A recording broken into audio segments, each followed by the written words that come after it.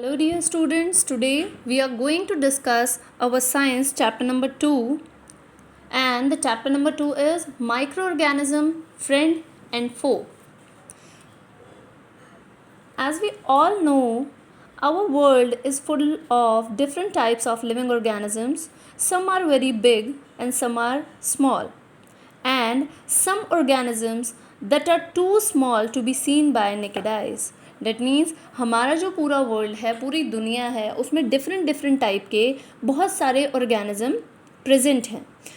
उनमें कुछ ऐसे हैं जो कि बहुत बड़े हैं, लाइक एलिफेंट, जिराफ एट्सेट्रा, और कुछ हैं जो छोटे हैं, जैसे इंसेक्ट में हम लोग ले लेते हैं ग्रास हॉपर है, या फिर मैनी मोर, हाउस फ्लाई है, मॉस्कीटो है. बट ये इतने स्मॉल हैं कि हम लोग अपनी नेकेड आई से उनको देख सकते हैं. अब हम लोग जिस टॉपिक की बात कर रहे हैं वो है माइक्रो ऑर्गेनिज्म, यानी कि कुछ ऐसे ऑर्गेनिज्म जो कि लिविंग हैं, अर्थ पर प्रेजेंट होते हैं, और उसके साथ साथ में एक और इनका स्पेसिफिक कैरेक्टर है कि हम लोग इन्हें अपने नेकेड आइज, यानी कि ये हमें डायरेक्टली विजिबल नहीं होते हैं. For an example bacterias. आज जो इतना पेंडेमिक चल रहा है, डेट इज़ वायरस, यानी कि कोरोना वायरस, वो भी क्या है, एक माइक्रो ऑर्गेनिज्म है जो कि हम लोग अपनी नेकेड आई से नहीं देख सकते. उसको देखने के लिए हमें एक इंस्ट्रूमेंट की ज़रूरत होती है, वो इंस्ट्रूमेंट है माइक्रोस्कोप. जैसे आप यहाँ पर जो स्ट्रक्चर देख रहे हैं, डेट इज़ अ माइक्रोस्कोप, जिसकी हेल्प से हम किसी भी माइक्रो ऑर्गेनिज्म को देख सकते हैं. तो हम लोग यहाँ पर देखेंगे कि ये जो माइक्रो ऑर्गेनिज्म है, इनकी स्टडी को साइंस में क्या कहा जाता है. Study of micro organism is called microbiology, यानी कि साइंस की वो ब्रांच जिसमें केवल माइक्रोब्स यानी कि माइक्रो ऑर्गेनिज्म की स्टडी की जाती है. साइंस की वो ब्रांच कहलाती है माइक्रोबायोलॉजी. नेक्स्ट आते हैं वो साइंटिस्ट जो इन माइक्रोब्स पर वर्क करते हैं, इनसे होने वाली डिजीज़ या उनसे किस तरीके से हम लोगों को क्योर करना है, वो माइक्रोबायोलॉजिस्ट कहलाते हैं. नेक्स्ट आते हैं माइक्रो ऑर्गेनिज्म, जो कि बहुत ही टाइनी यानी कि बहुत ही माइन्यूट, बहुत छोटे होते हैं, जिनको हम लोग अपनी नेकेड आई से नहीं देख सकते, जिनको देखने के लिए हमें एक इंस्ट्रूमेंट यानी कि माइक्रोस्कोप की ज़रूरत होती है.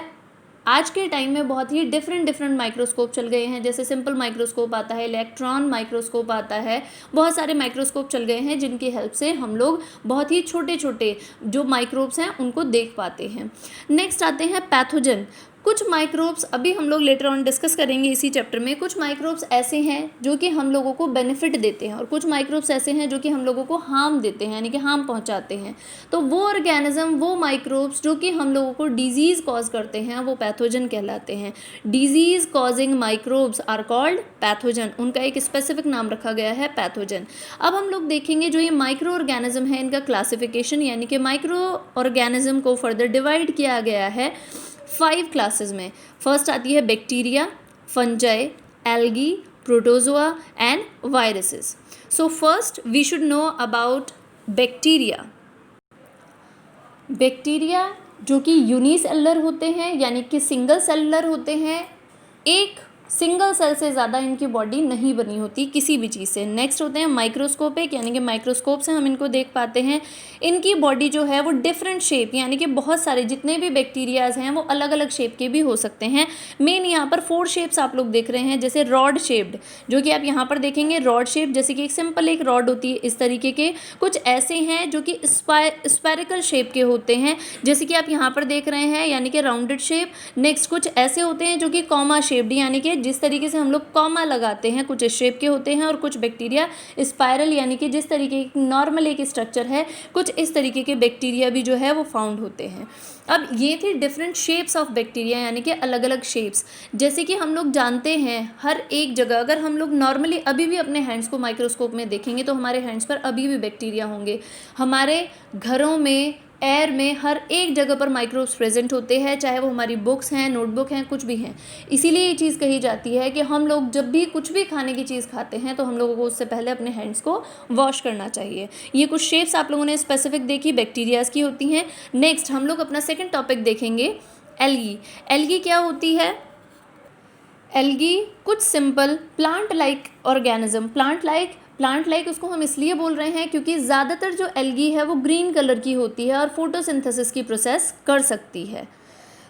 ये एक सिंपल स्ट्रक्चर होती है, हम लोग इसको देख सकते हैं, यानी कि कुछ एल्गी ऐसी होती है जो कि यूनिसेलर है, सिंगल सेल से बनी है, जिसको हम लोग माइक्रोस्कोप की हेल्प से देख पाएंगे, और कुछ एल्गी ऐसी भी होती है जो कि मल्टी सेलर है, यानी कि उसकी बॉडी को हम लोग एक ग्रुप में देख पाते हैं, जैसे कि स्पायरोगायरा जो है हम लोग देखते हैं नॉर्मली एल्गी हम लोगों के टैप के आसपास भी जो ग्रीन कलर का सब्सटेंस, यानी कि किसी भी वाटर सब्सटेंस के ऊपर हम लोग जो ग्रीन कलर का देखते हैं वो एल्गी होती है। अब आप सभी लोग यहाँ पर दो स्ट्रक्चर देख रहे हैं, क्लेमाइडोमोनास एंड स्पायरोगायरा, ये दोनों ही एल्गी हैं। स्पायरोगायरा का एक स्पेसिफिक फीचर है कि ये ग्रीन कलर की होती है, फोटोसिंथेसिस कर सकती है, यानी कि अपना खुद से प्रिपेयर कर सकती है फूड, और ये वाटर में पाई जाती है, यानी कि जहाँ पर वाटर होगा वहाँ पर स्पायरोगायरा मिलती है। नेक्स्ट हम लोग जो अपना थर्ड क्लास देखेंगे माइक्रो ऑर्गेनिज्म में, that is protozoa. Protozoa unicellular organism है, माइक्रोस्कोपिक है, और ये हेटेरोट्रॉप्स होते हैं, यानी कि अपना फूड एंड फीडिंग दूसरे ऑर्गेनिज्म से लेते हैं, यानी कि दूसरे ऑर्गेनिज्म को चाहे ईट करें या फिर डिपेंडेंट हो। जैसे कि हम लोग एग्जाम्पल के तौर पर हमें पता है अमीबा, वो अपना फूड किस तरीके से लेता है, आपने प्रीवियस क्लास में पढ़ा है। जैसे कि अनदर एग्जाम्पल आता है पैरामीशियम, प्लाज्मोडियम, ये सभी प्रोटोजोन एनिमल हैं जो कि यूनिसेलर और माइक्रोस्कोपिक होते हैं। नेक्स्ट आती है हम लोगों की क्लास फंजाई। फंजाई जो कि नॉन ग्रीन है, नॉन ग्रीन यानी कि ग्रीन कलर की नहीं होती, ये अपने फूड के लिए दूसरों के ऊपर डिपेंडेंट होती है। अब इसका जो फूड एंड फीडिंग है वो कुछ स्पेसिफिक टाइप का होता है, इसके लिए हम लोग इनको बोलते हैं सेप्रोफाइट्स। सेप्रोफाइट्स का मीनिंग है वो ऑर्गेनिज्म जो कि अपना फूड एंड फीडिंग किसी भी डेड एंड डिकेइंग मैटर से लें, यानी कि कोई अगर प्लांट है वो टूट चुका है, बिल्कुल सड़ चुका है, उसी से ही अपना फूड एंड फीडिंग लेंगे। ये यूनिसेलर ऑर्गेनिज्म होते हैं और मल्टीसेलर भी होते हैं। नॉर्मली जो यहाँ पर आप एग्जाम्पल देख रहे हैं, पेनिसिलियम है, एस्परजिलस है, राइजोपस है, ये सभी क्या हैं, फंगस के एग्जाम्पल हैं। यहाँ पर आप लोग एक एग्जाम्पल देखेंगे राइजोपस का, जो कि ब्रेड मोल्ड कही जाती हैं, यानी कि ब्रेड को अगर काफ़ी लॉन्ग टाइम तक अगर हमारे घर पर रखा रहेगा तो उसके ऊपर एक ग्रीन कलर का या फिर वाइटिश या फिर ब्राउन कलर का सब्सटेंस जो है वो अपने आप अपीयर हो जाता है, जिसकी वजह से हम उसको कहते हैं कि ये ख़राब हो चुका है। वो क्या है, एक फंजाई है जो उस ब्रेड के ऊपर लग जाती है, जिसे हम लोग कहते हैं ब्रेड मोल्ड। इसका साइंटिफिक नेम होता है Rhizopus. Now come to our next topic, that is viruses और वायरस, यानी कि जो कि आज के टाइम में इतना ज़्यादा पॉपुलर हो रहा है हर एक न्यूज़ चैनल पर, और हम लोग भी उसी की वजह से बहुत ज़्यादा टेंशन में हैं। तो वायरस के बारे में आज हम लोग जानेंगे। वायरस क्या होते हैं, that is a connecting link between living and non living, यानी कि ये एक कनेक्टिंग लिंक के तरीके से काम करता है लिविंग और नॉन लिविंग के। अब वो कैसे काम करता है इसको भी हम लोग समझेंगे, पहले कुछ इसके स्पेसिफिक फीचर्स समझेंगे।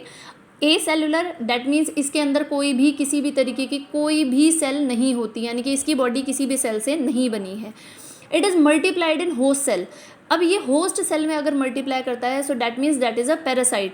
ये पैरासाइट होता है, अपना फूड एंड फीडिंग किसी दूसरी बॉडी से इनटेक करता है, तो ये क्या है, एक पैरासाइट है। और ये होस्ट सेल, चाहे वो ह्यूमन हो या फिर कोई एनिमल हो, उनसे ही अपना फूड एंड फीडिंग लेता है। अब हम लोग इस चीज़ को समझेंगे कि लिविंग और नॉन लिविंग क्यों कहा जाता है। लिविंग इसलिए कहा जाता है और नॉन लिविंग इसलिए कहा जाता है जब भी ये एयर में है, यानी कि नॉर्मल किसी भी अगर किसी इंस्ट्रूमेंट पर, किसी अदर मतलब बुक्स पर या फिर कहीं पर भी एयर में कहीं पर भी है, तो ये नॉन लिविंग है, तो ये वहाँ पर अपना कोई भी रिएक्शन, कोई भी एक्शन परफॉर्म नहीं कर सकता। बट जैसे ही ये किसी लिविंग बॉडी में एंटर करता है, जैसे कि आजकल के टाइम में कोरोना जब भी किसी ह्यूमन की बॉडी में एंटर करता है तो कुछ दिनों का टाइम लेता है, और उस टाइम में वो अपने ही जैसे ऑर्गेनिज्म यानी कि वायरसेस को डेवलप करता है होस्ट बॉडी में, यानी कि ह्यूमन बॉडी में। तो इसीलिए वो ह्यूमन बॉडी के अंदर जाके लिविंग होता है, और बाहर जब तक वो एयर में है या फिर किसी भी सब्सटेंस के ऊपर लगा हुआ है तो वो नॉन लिविंग है। जैसे ही वो किसी भी लिविंग ऑर्गेनिज्म की बॉडी में एंटर करता है तभी वो लिविंग हो जाता है, और लिविंग होने के बाद वो अपने ही जैसे वायरसेस को डेवलप करता है ह्यूमन बॉडी के अंदर। यहाँ पर एक स्ट्रक्चर बनाई हुई है, that is a structure of virus. अब ये एक्शन किस तरीके से परफॉर्म करता है वो देखेंगे। जब इसकी बॉडी में कोई भी सेल नहीं है तो इसकी बॉडी किस तरीके से वर्क कर रही है। जैसे हम लोगों की बॉडी में एक DNA, deoxyribose nucleic acid present होता है, जो कि हेरिडिटी मटेरियल यानी कि पेरेंट से कुछ कैरेक्टर्स को ऑफस्प्रिंग में लेके जाता है, यानी कि हमारे कुछ पेरेंटल प्रॉपर्टीज़ हम लोगों के अंदर होती हैं। तो ऐसे ही इसके अंदर भी एक प्रोटीन का थ्रेड बना होता है जिसको हम लोग कहेंगे जेनेटिक मटेरियल ऑफ वायरस। अब यही जेनेटिक मटेरियल जैसे ही ये बॉडी में एंटर करेगा, सपोज़ कीजिए कोई होस्ट यानी कि किसी भी एक ह्यूमन बीइंग की बॉडी है, अब जैसे ही वो बॉडी से अटैच होगा, ये अपने इन फुट इनके थ्रू, यानी कि जो टेल इसके हैं, इसके थ्रू किसी भी बॉडी पर अटैच होगा। बॉडी पर अटैच होने के बाद ये इनका वर्क है केवल अटैच होना, और ये जो मिडिल पार्ट है ये इसके थ्रू, ये जो प्रोटीनेशियस यानी कि ये जो एक आप थ्रेड लाइक स्ट्रक्चर देख रहे हैं, ये इसकी बॉडी से होते हुए और होस्ट सेल के अंदर आ जाता है। देन ये वहाँ पर छोटे छोटे पार्ट्स में डिवाइड होता है और वहीं से ही अपने आप को रीजनरेट करता है, यानी कि बॉडी के अंदर मल्टीप्लाई कर देता है। जैसे ही ये ह्यूमन बॉडी के अंदर मल्टीप्लाइड करना स्टार्ट कर देता है तो हमारी बॉडी उससे फाइट करने की कोशिश करती है, बट इसीलिए वो स्टार्टिंग में सिम्टम्स दिखाता है और फिर उसके बाद वो हमारी बॉडी की सभी सेल्स पर एक ऑक्यूपाई कर लेता है उनको, और वो डिजीज़ हम लोगों को हो जाती है। यहाँ पर आप एग्जाम्पल देखेंगे वायरसेस के, corona virus, bacteriophage, influenza virus, these are the common example of viruses. So student, अब हम लोग अपने नेक्स्ट टॉपिक पर आते हैं, that is useful micro organism. कुछ माइक्रो ऑर्गेनिज्म ऐसे हैं जो कि हम लोगों को डिजीज़ कॉज करते हैं या फिर हम लोगों को हार्म पहुंचाते हैं, और कुछ माइक्रो ऑर्गेनिज्म ऐसे हैं जो कि हम लोगों की हेल्प करते हैं और हमें कुछ यूज़फुल सब्सटेंसेस यानी कि हमारे कुछ फूड आइटम्स या फिर और भी बहुत सारी चीज़ें हम लोगों को प्रोवाइड कराते हैं, उसमें हेल्प करते हैं। तो अब हम लोग यहाँ पर 6 वेज देखेंगे, 6 पर्पस देखेंगे जिनकी जो कि हेल्प करते हैं माइक्रो ऑर्गेनिज्म हम लोगों की इन चीज़ों को प्रिपेयर करने में। फर्स्ट यहाँ पर जो आप लोग हेडिंग देख रहे हैं, in preparation of food items, यानी कि कुछ फूड आइटम्स ऐसे हैं जो कि बैक्टीरियम की हेल्प से हम लोगों के प्रिपेयर किए जाते हैं, जैसे कि मिल्क से कर्ड का बनना, यानी कि दूध से दही का बनना, ये भी एक बैक्टीरियम के थ्रू होता है और उस बैक्टीरियम का नाम है लैक्टोबैसिलस। एंड लैक्टोबैसिलस ही वो ऑर्गेनिज्म है, वो माइक्रो ऑर्गेनिज्म है जो कि हेल्प करता है हम लोगों के पनीर बनाने में। सो स्टूडेंट, लैक्टोबैसिलस ही वो ऑर्गेनिज्म है, वो माइक्रोब है जो कि हेल्प करता है मिल्क से कर्ड की फॉर्मेशन में, एंड लैक्टोबैसिलस ही हेल्प करता है हम लोगों की जो कि वो मिल्क से पनीर यानी कि चीज़ उसको बनाने में भी हेल्प करता है। अनदर माइक्रो ऑर्गेनिज्म है स्ट्रेप्टोकोकस जो कि हेल्प करता है पनीर को बनाने में। नेक्स्ट आते हैं कुछ यूनिसेलुलर फंगस ऐसी है, यानी कि जिसको हम लोग ईस्ट कहते हैं। ये ईस्ट हेल्प करता है ब्रेड बनाने में, केक बनाने में, या फिर इडली की जो फॉर्मेशन होती है, कुछ टाइम के लिए हम डो में ईस्ट को डाल करके और रख देते हैं जिसकी वजह से वो फ्लफ़ी यानी कि फूल जाता है, वो फंगस हम लोग यहाँ पर यूज़ करते हैं। ये भी एक माइक्रो ऑर्गेनिज्म है जो कि हमारे फूड आइटम्स को प्रिपेयर करने में हेल्प करता है। Come to our next heading, that is commercial uses of micro organism, यानी कि जहाँ पर हम लोग माइक्रो ऑर्गेनिज्म का यूज़ करते हैं एक लार्ज स्केल पर, जिससे कि हम लोग कुछ अपने प्रोडक्ट्स को बना सकते हैं। जैसे आप यहाँ पर देखेंगे ईस्ट का ही, यानी कि जो सिमिलर, जैसे आपने ईस्ट यहाँ पर देखा है केक और इडली बनाने में यूज़ होता है, ऐसे ही ईस्ट का यूज़ किया जाता है अल्कोहल या फिर वाइन बनाने के लिए। आप यहाँ पर देखेंगे कुछ क्रश्ड फ्रूट या फिर राइस या फिर वीट, जो भी शुगर कंपोनेंट है उनको लेकर के उसके अंदर ईस्ट पाउडर हम लोग डालेंगे, वहाँ पर प्रोसेस होगी fermentation in the absence of oxygen, वहाँ पर ऑक्सीजन की प्रेजेंस नहीं होगी, ऑक्सीजन एब्सेंट होगी, वहाँ पर प्रोसेस होगी फर्मेंटेशन की। देन जो हमारा रिक्वायर्ड प्रोडक्ट है यानी कि अल्कोहल, उसकी फॉर्मेशन होती है। नाउ अब हम समझेंगे कि फर्मेंटेशन की प्रोसेस क्या है। यही प्रोसेस जिसमें कि शुगर कंपाउंड को यानी कि शुगर को अल्कोहल में कन्वर्ट किया जाता है, यानी कि उसमें चेंज किया जाता है, वो प्रोसेस कहलाती है फर्मेंटेशन। सो स्टूडेंट, यहाँ पर एक इंपॉर्टेंट पॉइंट है जो कि हम लोग डिस्कस कर रहे हैं, that is Louis Pasteur discovered fermentation in 1857। ये जो प्रोसेस है फर्मेंटेशन की, ये सबसे पहले 1857 में बताई थी और साइंटिस्ट का नाम था लुईस पास्चर। नाउ नेक्स्ट, सम बैक्टीरियाज, जैसे कि हम लोग बात करते हैं माइकोडर्मा, ये भी एक ऐसा बैक्टीरिया है जो कि विनेगर यानी कि जो सिरका होता है उसको बनाने में हेल्प करता है। तो ये भी एक बैक्टीरिया है जो कि कमर्शियल यूजेस पर, यानी कि जिससे हम लोगों की इनकम भी होती है, उन यूजेस पर यूज़ किए जाते हैं ये bacteria.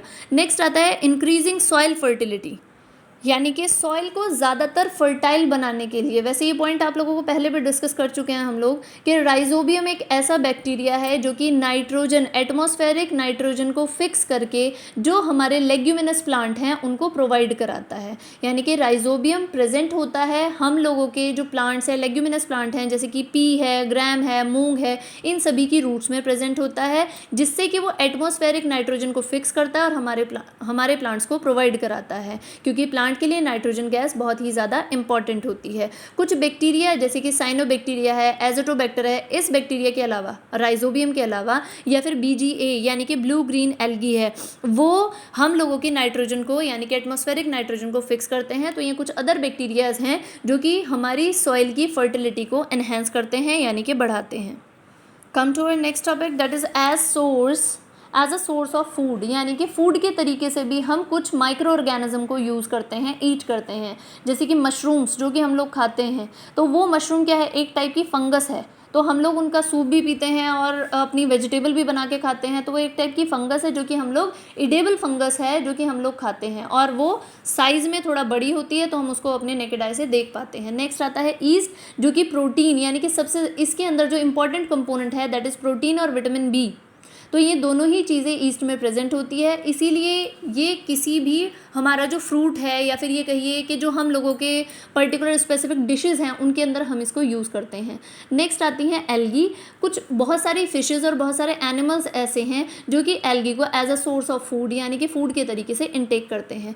Come to our next topic that is micro organism help to clean the environment, यानी कि एनवायरमेंट को क्लीन करने के लिए कुछ माइक्रो ऑर्गेनिज्म एक्ट करते हैं। As you know, decomposers that means bacteria and fungi, ये क्या करते हैं, जो डेड एनिमल्स और डेड प्लांट्स होते हैं, यानी कि डिकेइंग प्लांट्स हो जाते हैं जो कि टूट जाते हैं, मर जाते हैं और सड़ जाते हैं, उसके बाद ये सभी बैक्टीरिया और फंगस, ये माइक्रो ऑर्गेनिज्म उसके ऊपर एक्ट करते हैं और उन्हें सिंपल सब्सटेंसेस में चेंज करते हैं। इसीलिए इन दोनों को कहा जाता है डीकम्पोजर्स, जिससे कि वो ऐसे सिंपल सब्सटेंस में कन्वर्ट हो जाते हैं और वो लिक्विड में कन्वर्ट होने के बाद सॉइल के थ्रू एब्जॉर्ब कर लिए जाते हैं। सो इसीलिए माइक्रो ऑर्गेनिज्म को एनवायरनमेंट को क्लीन करने के लिए भी कहा जाता है कि वो माइक्रो ऑर्गेनिज्म हेल्प करते हैं हम लोगों के एनवायरनमेंट को क्लीन करने में।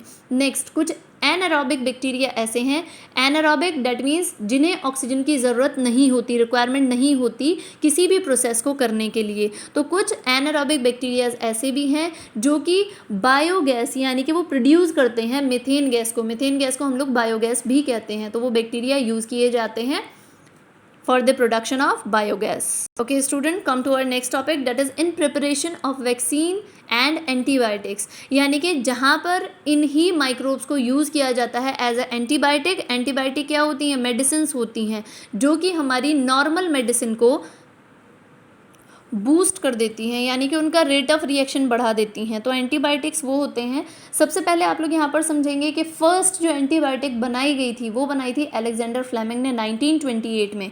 और ये एंटीबायोटिक किससे प्रिपेयर की गई थी, एक फंगस यानी कि पेनिसिलियम नोटाटम, इस फंगस से ये पेनिसिलिन जो है एंटीबायोटिक तैयार की गई थी। नेक्स्ट एंटीबायोटिक का नाम है स्ट्रेप्टोमाइसिन, ये भी स्ट्रेप्टोमाइसीज यानी कि एक बैक्टीरियम, एक माइक्रोब का नाम है जिसके थ्रू ये स्ट्रेप्टोमाइसिन प्रिपेयर की गई थी। Another example is tetracycline, it is also prepared by the microbe.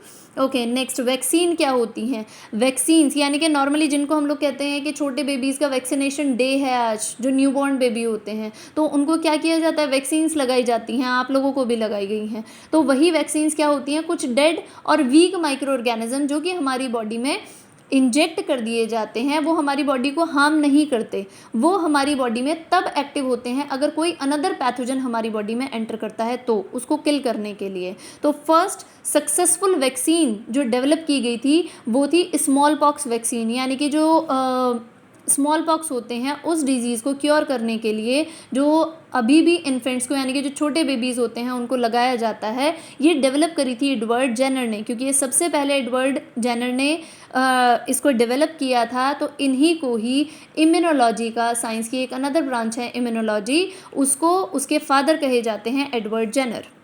So students, यहाँ तक हम लोगों ने डिस्कस किया है microbes, micro organism, classification of micro organism, जिसके अंदर हम लोगों ने 5 डिफरेंट टाइप्स के हम लोगों ने माइक्रो ऑर्गेनिज्म पढ़े, bacteria, algae, fungi, viruses and protozoa. After that हम लोगों ने उसके कुछ यूज़फुल इफ़ेक्ट्स देखे कि जो माइक्रोब्स होते हैं वो हमारी लाइफ में किस तरीके से हम लोगों को बेनिफिटेड करते हैं। Okay, thank you students.